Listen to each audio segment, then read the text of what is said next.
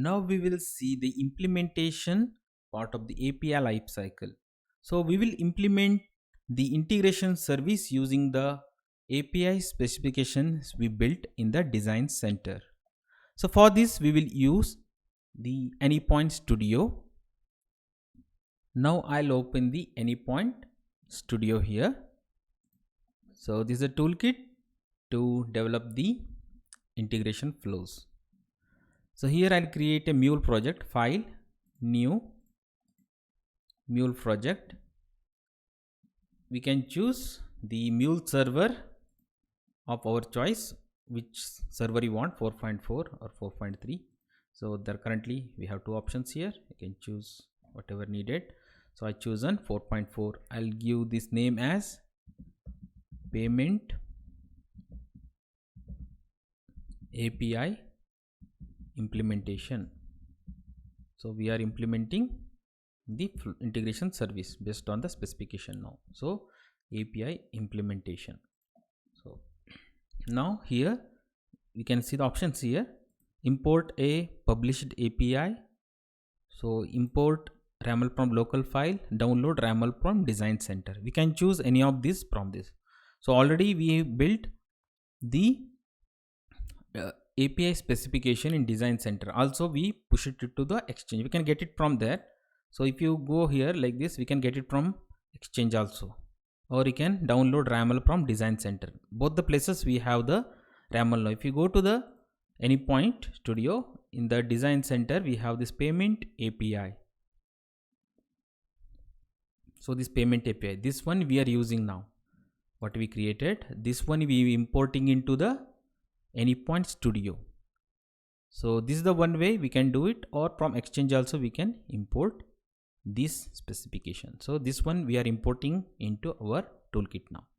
So let's download YAML from design center. I'm choosing this option here and browse location. We have to, it asks for the authentication now. So we have to get the details from the Anypoint platform. So we have to authenticate it. So then it will fetch the details. So I'm logging in now with for this Anypoint platform login.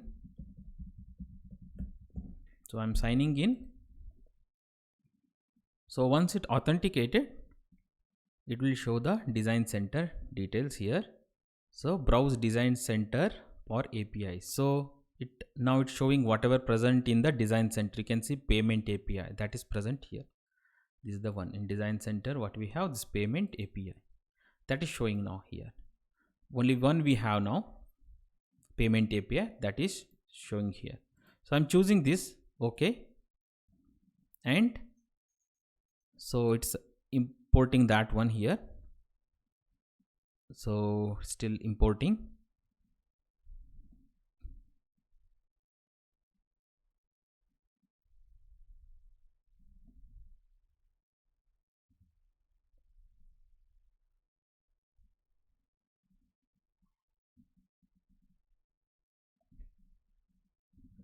Okay, now it's imported. You can see you are importing the following API, payment API version 1.0. So it's imported now.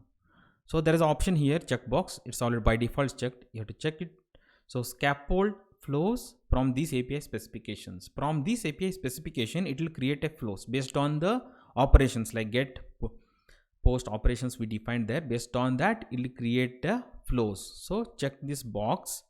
Then this is the location it's create, whatever our workspace location, Mule 4. Okay, then this the whatever you're creating, this application name, project name. So I'll do the finish now. So it should create the flows. That is looks like the overall flows with only like its skeleton flows. It don't have the proper implementation. So we have to work on this to get it properly implemented. So let's see now what are the artifacts got created when you imported it. So this is the project we created now, payment API implementation. So this got created, this XML file. If you see this XML file, see this is a message flow. This message flow contains, if you see, this is the main flow.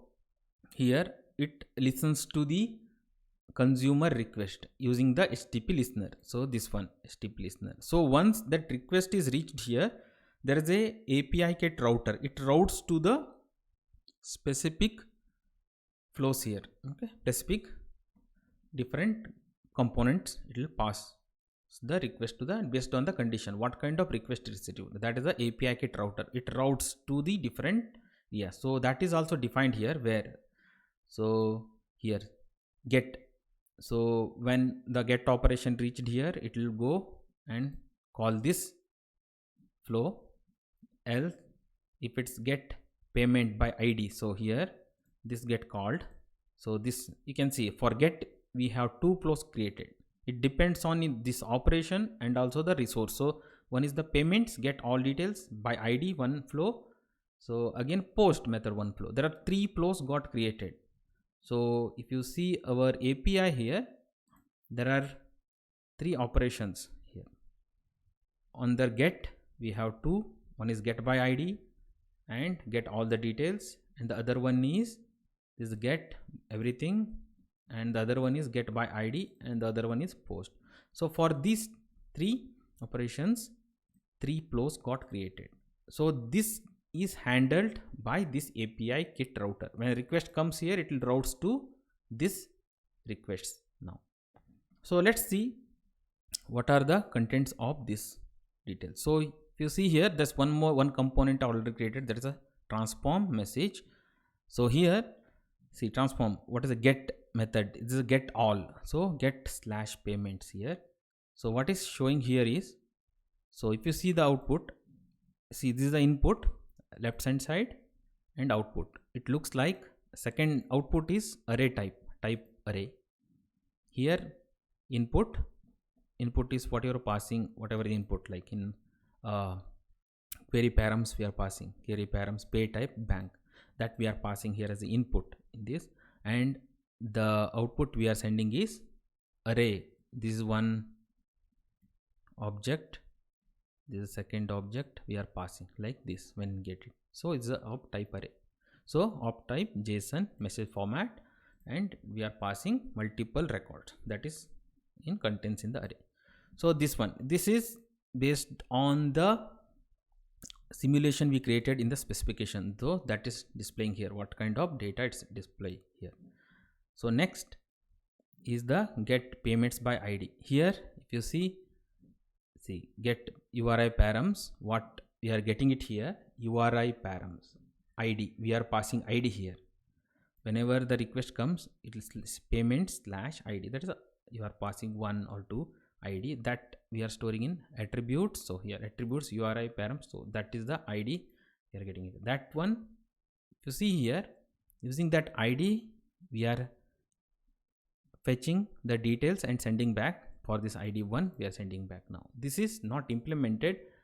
If you implement it, it will give the proper, when you pass it based on the ID, it will fetch the details. Now this is how the record will be sent it back to the consumer in this format example. So under the post, how is it? We are receiving the object like payload object, bank, total items, amount, everything, and we are sending back output is like object only message. That message is this one, payment record created successfully. Now these are the skeleton flows got created, and it shows what kind of message we are sending back. So if you want to create a concrete implementation of this based on your requirement, business requirement, then you have to modify these flows, this get flow, everything. Then you consider that messages came here, then transformation is occurring. So directly in the transform you are adding these messages. It will not be in the real scenario. So in this case we can use different kinds of routing, transformation logic, and you can call the database, you can call the other cloud operations, like you can call Salesforce getting the data. After everything you can construct a message, that is the output message, that is of this format. So it accepts only this format. After everything you can construct this format and send it back to the consumer. You can get bank code from some other service, transaction date some other service, and amount, total amount, pay type, everything will get from different services. Then also you're enriching the data based on this one. You're not getting the code here, bank code, then you're calling other service, database will fetch. So this, you are passing this bank code to the database table, then it gets the, okay, this bank name for this code is batch type. So this way you are constructing the output message. Okay, that output message finally you have to send it back to the consumer. So currently this transform, what it does is it's directly creating this sample messages. When you run this, it will give the same sample message every time you hit it. It's not a real time, real scenario. So same thing, that is the part of implementation. Like you have to create proper implementation, like using different components. So in the right hand side, you can see there's so many components here, logger, listener, everything. And if you see HTTP listener, and if you want to add module like database module, you can add database module here. So when it got added, so if you click database, you can get the data from database, like select from database or update. So these kind of details will getting here. Like if you want to connect to the Salesforce, there is a Salesforce object, you can here, you can add this module to your project. So Salesforce module is added here. So see, Salesforce, you can get data, create job, everything you can do it here. So that one we are using when we are doing proper implementation. Now that is not the main thing. Now how this implementation works and how we are interacting with all this, like API, Anypoint platform, Anypoint studio, what we are implementing, what the API does, how to apply security, those things are more important in this course now. So when one more thing, like we added now database and Salesforce thing, so that we can see in the module low. When we added this got added. Now this libraries for Salesforce got added to this project, your project. So you can see these libraries, all libraries added for Salesforce. And even we added for database module, we added for this project database module also, you can see here. See, this is database libraries got added. So whenever you add this, it will get added here. If you want to add some file thing, so add module file. So I'm adding file, then file got added here. See, this got added, this because this will help in interacting with the files in the Windows or other systems, Linux systems, okay, any servers. So this way it works. If you open the pom.xml also, you can see the dependencies here. When we go down, and we can see this, all this whatever we added, like DB, let's see, DB connector we added. So and Salesforce connector we added. Now that's the module. So it will add dependency added to the pom.xml whenever you go and add it. So file connector, we just added file connector, that is there here. And also you can check the API kit. So this also libraries got added. Now this plugin is added to the your project. Now if you check here, API kit is there. So dependency API kit version 1.5. If you change the version, if you want to you can change it here. That supported version like 1.5.6, you can add it and run it again. So this pom.xml contains all the dependencies it is having. Even if you can see HTTP connector, it comes by default here. Okay, no need to add the module here like other things. It is HTTP connector is by default available here. So see, this is about the pom.xml, how the dependencies are got created here. So now check the mule artifact.json file. You can see which version we are using, 4.4 mule version, server version we are using here. Let's go back to this file source. If you check here, this contains in this location src/main/mule, this file contain. Here any Java is there, it will contain here src main Java, src main resources, any resources it is part of the application, we have to add it here. So other things like test, this one, it will not part of the package when you are deploying it here. So whenever you want to part of the package, you have to contain in the main folder here. So now open this, you can see we have seen this is the first one, and if you see this error handling is added here, like bad request, API kit bad request, not found, method not allowed, not acceptable, unsupported media type, not implemented. These are the exception handlers already got added for this flow. So whenever that kind of error occurs, it will go here, and based on that it will reply back to the consumer. So that also we can implement properly when you are doing proper implementation here. I'm just minimizing this and go to this one more thing, payment API console. So what it does is it helps to test our API. So when we run this application, it will create the one console. So using that console, we can test, we can pass the values and test it. So it will reply back, okay, this is running fine here. We can test that in locally in the toolkit. So we will see that in the next lecture. So how we can test using this API kit console.